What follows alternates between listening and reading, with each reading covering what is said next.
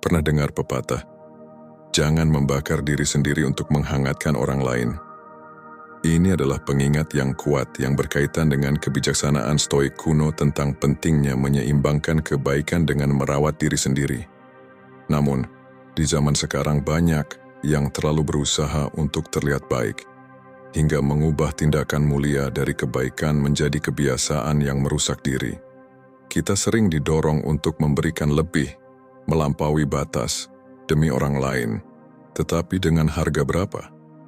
Kenyataannya, terlalu banyak kebaikan yang menguras sumber daya, energi, dan kesejahteraan kita sendiri.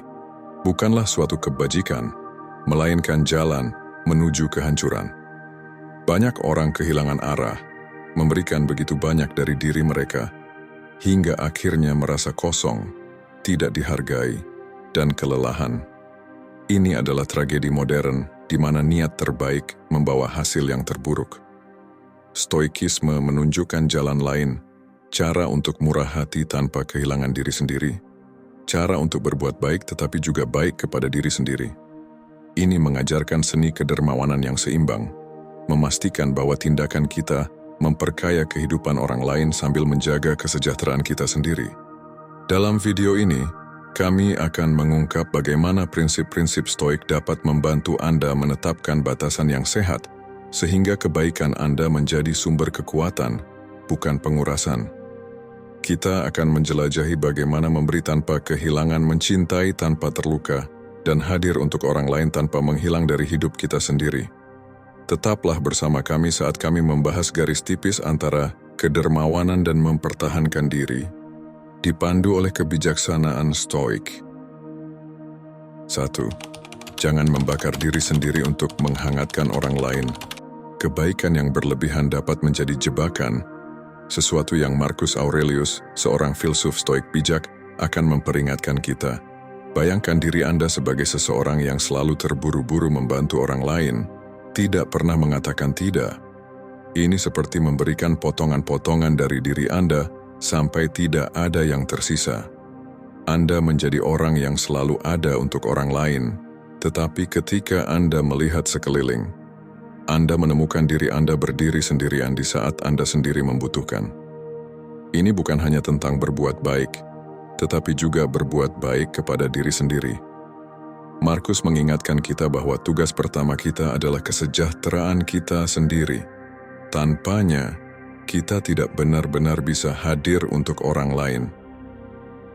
Pikirkan cerita tentang dua tukang kebun tetangga, satu yang merawat kebunnya dengan teliti, dan yang lain, meskipun memiliki kebun sendiri, sering mengurus kebun orang lain. Tukang kebun yang rajin memahami pentingnya merawat diri, memberi perhatian dan sumber daya yang tepat, menghasilkan kebun yang subur dan indah. Kebunnya tidak hanya menjadi sumber kebahagiaan pribadi, tetapi juga memberikan hasil lebih yang bisa dibagikan kepada tetangga. Di sisi lain, tukang kebun yang terlalu banyak memberi kepada orang lain sampai mengabaikan kebunnya sendiri. Tanpa perawatan yang tepat, kebunnya layu dan hasilnya minim. Dalam upaya untuk membantu, mereka melupakan kebutuhan mereka sendiri, meninggalkan kebun mereka, dan secara metafora, diri mereka sendiri terkuras. Biarlah ini menjadi pengingat untuk berpikir sejenak sebelum terjun membantu orang lain. Tanyakan pada diri Anda, apakah bantuan ini berkelanjutan? Apakah saya menjaga kesejahteraan saya?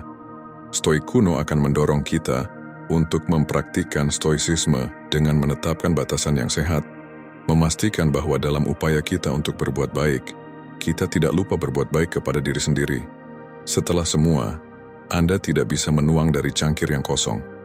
Dalam stoikisme, tujuan utamanya adalah mempertahankan kedamaian batin dan integritas kita sambil memberikan kontribusi positif pada kehidupan orang lain, memastikan hidup yang seimbang dan memuaskan, baik bagi Anda maupun mereka yang ingin Anda bantu. 2. Kedermawanan yang berlebihan. Kedermawanan adalah kebajikan yang memperkaya hidup kita dan orang-orang di sekitar kita, namun ia menyimpan jebakan halus jika dilakukan tanpa moderasi. Stoikisme sebuah filosofi kuno yang masih relevan hingga hari ini, mengajarkan kita pelajaran penting tentang batas-batas kebaikan. Memberikan bantuan dengan hati terbuka itu mulia, tetapi mengharapkan balasan yang setimpal dapat membawa kita pada kekecewaan. Hidup seringkali menunjukkan bahwa kebaikan yang kita lakukan hari ini mungkin tidak diingat besok. Ini bukan cerminan dari nilai diri kita atau perbuatan kita, tetapi hanyalah hukum alam manusia, di mana ingatan dan rasa syukur sering memudar. Bayangkan tindakan memberi sebagai menanam pohon. Anda merawatnya, berharap pohon itu tumbuh dan mungkin suatu hari memberikan naungan atau buah. Namun, alam punya jalannya sendiri. Badai, kekeringan, dan musim yang berubah. Demikian pula ketika kita berbuat baik, kita harus melepaskan harapan akan balasan langsung. Stoik, terutama Epictetus, menyarankan kita untuk fokus pada tindakan kita, bukan hasilnya. Beberapa hal berada dalam kendali kita, sementara yang lainnya tidak. Dengan merangkul pola pikir ini, kita terlindungi dari rasa sakit akibat harapan yang tidak terpenuhi. Filosofi ini mengajarkan kita ketahanan emosional, memungkinkan kita untuk terus berbuat baik tanpa merasa terkuras atau dimanfaatkan. Ini bukan berarti kita harus mengeraskan hati, tetapi kita harus menemukan keseimbangan. Akui dampak kebaikan Anda sebagai cerminan dari karakter Anda, bukan sebagai transaksi. Dengan melakukan ini, kita tidak hanya melindungi ketenangan pikiran kita, tetapi juga membudayakan kedermawanan yang murni, mandiri, dan benar-benar memuaskan. 3. Permintaan yang tidak ada habisnya. Jika kita melihat sejarah, sangat menarik untuk menyaksikan bagaimana layanan ekstrem diberikan kepada raja-raja dan bangsawan, mulai dari hal-hal kecil seperti berpakaian hingga urusan kebersihan pribadi. Semuanya dilakukan oleh pelayan. Meski zaman telah berubah, orang masih sering memiliki ekspektasi yang sama tinggi terhadap kita. Mereka sering meminta bantuan untuk hal-hal yang sebenarnya bisa mereka lakukan sendiri. Stoikisme mengajarkan pentingnya menetapkan batasan dan menemukan keseimbangan. Filosofi ini menjadi pemandu kita dalam menghadapi permintaan tanpa akhir, memastikan kita bertindak dengan niat baik dan tetap menjaga kesejahteraan emosional kita.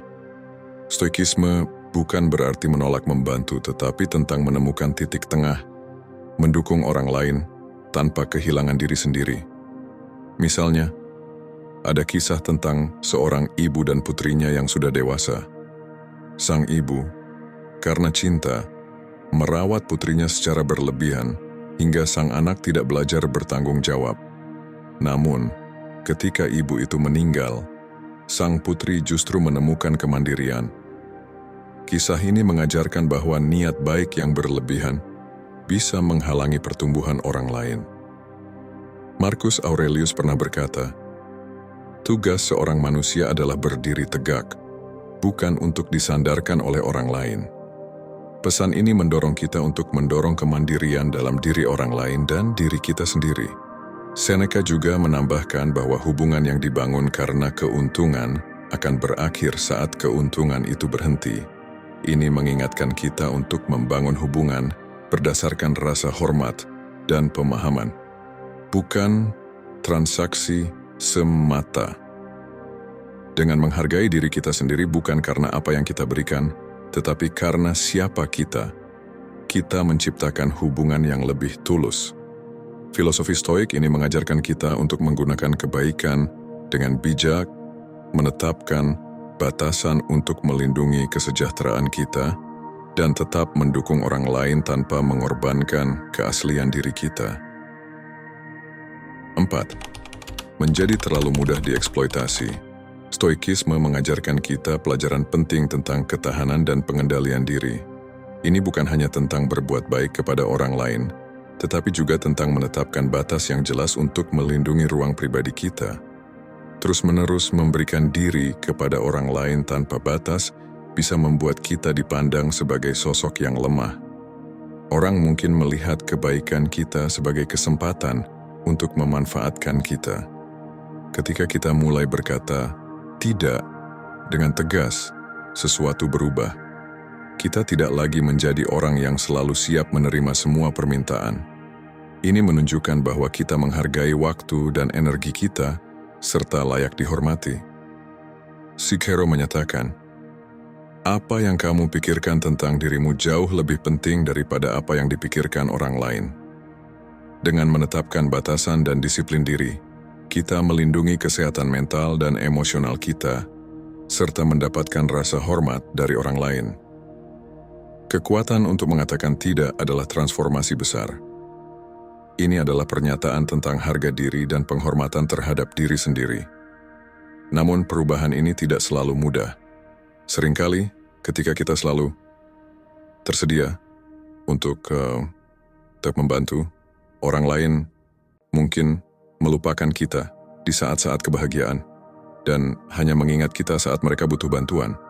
Ini adalah kenyataan pahit, tetapi juga menjadi alat untuk mengenali mana hubungan yang tulus dan mana yang tidak. Menetapkan batasan adalah prinsip inti dari stoikisme, dan itu tidak hanya meningkatkan kesejahteraan pribadi kita, tetapi juga memperkuat kualitas hubungan kita. Ketika kita menghormati diri sendiri dengan mengatakan tidak saat diperlukan, kita seringkali justru mendapatkan lebih banyak penghormatan dari orang lain. Efek paradoks ini menunjukkan betapa kuatnya rasa hormat pada diri sendiri dan pentingnya kehati-hatian dalam hubungan. Strategi untuk menghindari pemanfaatan dan bahaya kebaikan berlebihan. Strategi 1. Hilangkan rasa takut mengatakan tidak. Pikirkan mengapa kita sering merasa sulit untuk mengatakan tidak. Banyak dari kita tumbuh dengan pelajaran bahwa bersikap baik berarti diterima oleh orang lain.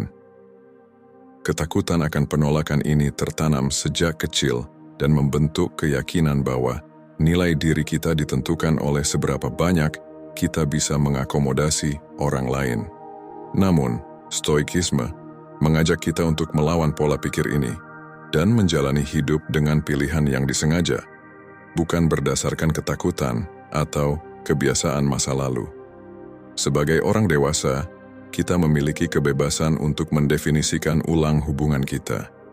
Dengan menganalisis emosi dan tanggapan kita, stoikisme memberi kita alat untuk merespon dengan bijaksana, bukan reaktif. Mengatakan tidak ketika permintaan melanggar batasan kita bukanlah tindakan egois, tetapi tindakan penghormatan pada diri sendiri. Strategi 2. Perhatikan perasaan Anda. Stoikisme mendorong kita untuk introspeksi, memahami pikiran dan emosi kita, dan membangun ketangguhan mental. Jika membantu orang lain membuat kita merasa ringan dan bahagia, itulah tanda bahwa kebaikan kita sejalan dengan nilai-nilai kita. Namun, jika bantuan itu membuat kita merasa lelah, kesal, atau dimanfaatkan, saatnya untuk mengevaluasi ulang. Perasaan negatif bukanlah kelemahan, tetapi isyarat bahwa kita perlu menjaga diri sendiri. Strategi 3. Jadikan diri Anda prioritas. Merawat diri sendiri bukanlah pilihan, melainkan kebutuhan. Stoikisme mengajarkan kita untuk menjaga kesehatan fisik, mental, dan emosional kita. Jadikan waktu untuk diri sendiri sebagai bentuk cinta diri, dan jangan merasa bersalah ketika harus menolak permintaan yang melanggar batas pribadi Anda. Menjaga keseimbangan ini memungkinkan Anda untuk membantu orang lain tanpa kehilangan diri Anda. Strategi 4. Kenali orang yang hanya ingin memanfaatkan. Stoikisme membantu kita membedakan mana hubungan yang memperkaya dan mana yang menguras. Beberapa orang hanya mencari keuntungan tanpa mempertimbangkan kesejahteraan kita. Kita tidak bisa mengubah orang lain jika mereka sendiri tidak mau berubah. Filosofi Stoik mendorong kita untuk menjalin hubungan yang seimbang, di mana ada timbal balik dan pertumbuhan bagi kedua belah pihak. Seneca mengingatkan, kebaikan adalah harta yang harus dijaga seperti harta karun, dan hanya dibuka saat benar-benar diperlukan. Kata-kata ini mengajarkan kita untuk berbuat baik dengan bijak, menjaga diri agar tetap sehat, dan membantu ketika benar-benar diperlukan. Jika Anda merasa mendapatkan sesuatu yang berharga dari diskusi ini, tinggalkan tanda like dan beri komentar. Bagikan pemikiran Anda dan pertimbangkan bagaimana prinsip-prinsip stoik ini bisa Anda terapkan dalam hidup sehari-hari. Jangan lupa untuk subscribe dan dukung kami agar kami bisa terus membuat konten yang bermanfaat. Mari kita bangun komunitas pembelajar yang bersemangat untuk tumbuh dan berkembang bersama.